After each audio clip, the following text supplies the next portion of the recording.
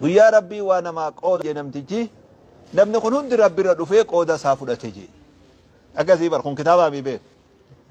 fatul wadaay jedhaniin kana fatul wadaay keessatti namni adii yoggaa dhufe maal feetan isin jennaan rabbi sammuu tana nuu banii beekumsa feenaa beekumsa nuu kennee jedhaniin jee fudhaa deemaa jee arabni isin dhufan faraqaa isaanii maal barbaadan isin nuti yaa rabbi waa lifaatii tanas hin dandeenyu arabni kuni laaftumatti rizqii tana yaa rabbi nuu laaffis jedhanii tana feen deemaa jee fudhadhaa deemaa fudhatanii deemaa namni gurraachi kun ni dhufe deema hayyee ati yoo maal feete jennaan jarri reefuu lamaasu garam kutee aboo haajaa himad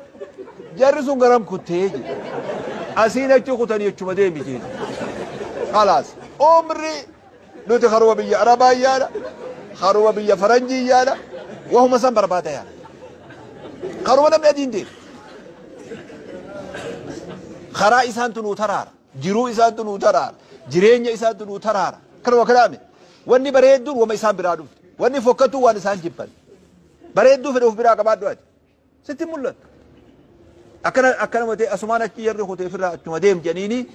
eega aduu guyyaa sanii cinaan tokko baharii dhume biyya arabaa deema cinaan tokko immoo keeniyaa fi naayiroobii fi maal jettaniin gibsitti daaraa ta'e biyya faranjii yaa'u katab cufa waan nama adii biraa dhufee gaariin seen nama adii jechuun waa nama agas hundaatii biba ummata tokko kadalagatee bulu kadalagatee jiraatu jechuudha ummata immoo waan gartee diin jedhan waan hayaa jedhan waan kabajaa jedhan waan hawaasummaa jedhan hunda si zeeroo gatii jechuudha zeeroo bataa wayyaa masruufa bobba'ee argatee dalagatee galee nyaatee mataasaa danda'uu qofa waan umrititti hidhatanii jalas sujuudanii jalan ruku'anii waan saniin qabatu haqi mataa keessa ruku'an godhin ganda namatti qiblaan tokkicha qofa rabbi nu dirqee kaaban deebi'aa nu jee malee qiblaan biyya faranjii salaatan ka biyya araba salaatan hin jiru duniyaa gubbaa hin jiru qiblaa rabbi nu goone kaabaa qofa qiblaa nu goone dalagi dachii balloo qabdaa deem jiraadhu